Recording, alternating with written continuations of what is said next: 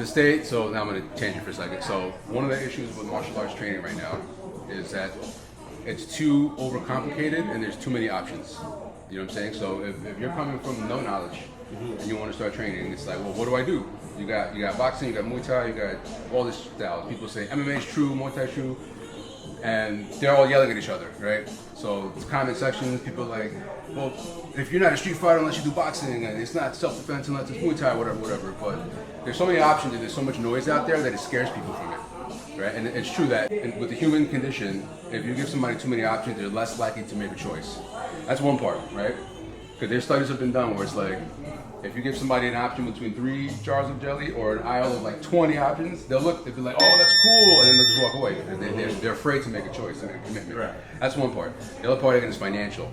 Most places, they want to charge you $250, $300 plus a month for and a contract, right? So you're going from low income, I want to defend myself, to now I got to make this huge commitment, and it's like impossible to break contracts. This is across the board. So those are the two barriers. On top of the fact that when you go to these places, they're going to ask you to make this commitment, and depending on the school, depending on the quality, they have to feed you, they have to keep you as a customer, because it's customer service. So they're going to feed you all this stuff about like, our style is the best, don't go to those guys, and then they're all the infighting, right? But at the end of the day, and this is, now I'm going to talk about my beliefs, but at the end of the day, you have 2 arms and 2 legs, right? And if you're, just attack me, literally just attack me, do something. Literally try to hurt me. Yeah. Right? Now, what I just did, what did I just do? Step back. Is that self-defense? Yes. Yes. She tried to inflict harm on me, and I defended myself by moving out of the way, right? But everybody's saying like, oh, well, that's not martial arts, that's self-defense. And then you got the self-defense guys like, well, self-defense is the real self-defense, and tactical vests and all this shit, right? It's too much noise, right? Attack me, do anything, hit me. All right, what'd I do? I blocked the strike, right? Like, throw a punch. This could be karate, this could be boxing, Muay Thai, whatever. She's trying to inflict harm, I'm defending myself, right? But this guy's gonna say, well, that's martial arts, and this guy's gonna say that's self-defense. It's all self-defense, right? If I'm doing any kind of action to prevent myself from experiencing harm, by textbook definition, it's self-defense, right? Am I wrong? Exactly. So that's the first part, is all the noise and trying to define things that don't need to be defined. I have arms, I have legs, right? A punch is a punch, a kick is a kick. You got the boxing guys telling these guys that they're punching wrong and vice versa. Now, to tie it all together, right? Basically, what I want to do is simplify it, right? So first thing is, I do believe that traditional martial arts have a value, right? So if you, because there's hobbyists and there's people who literally just want to defend themselves, right? So you got the troll lady in the subway, you got the MTA workers, you got whatever, kids, and they just want to not get hurt. You just don't want some guy to grab you, you want to just be in a better position. So what you're going to see, and if you're watching those MTA videos and shit that's happening in the subway, you attack me, and I either freeze, you gotta attack me. Or I'm going like this, right? First instinct is to cower in fear, or just freeze. And I've asked people, like, what would you do in a self-defense situation? A lot of women are honest. I'll be like, I'll freeze, I don't know what to do. They're honest about that, right?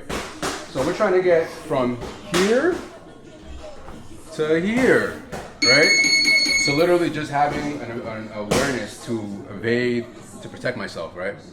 And that doesn't come with going and hitting a bunch of pads, right? Because I'm sure you've seen this before, but a lot of schools, like the first thing, like somebody who's never trained before will go to a school, and the first thing they'll have you doing is, all right guys, kick, cross punch, kick, and they start throwing combos at you, right?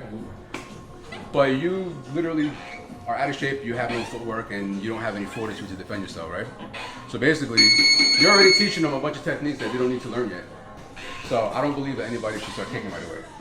That's my own thing, because for you to kick, for me to actually kick you, I have to have good balance, I have to have my hips in shape, my back has to be good, instead of just kicking a pad. So where we're starting, basically, and where I want to start, at least with today in mind, is footwork is first. So awareness of your own distance with the person in front of you, evasion, and then using your hands, right? Because my arms are the first thing that's going to be in contact with you.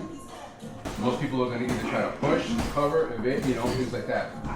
So let me at least say this, right? So we cover everything here, right? So we cover boxing, Muay Thai, grappling, like we can go through all the things. But I'm not trying to put the niche of like, we're a boxing school, you know what I'm saying? We're fighting, right? More fighting, right? Commercial right there. But literally, right?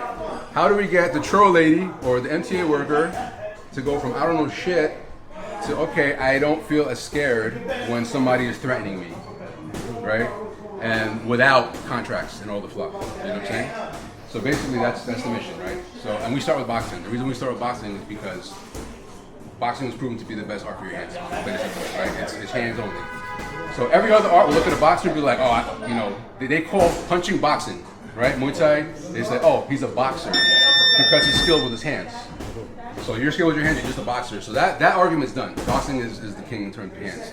So that's why we start with boxing concept and then we move to other things. But anyway, I don't want to wait too long. So that's just part of it. So let's just start doing our warm up together.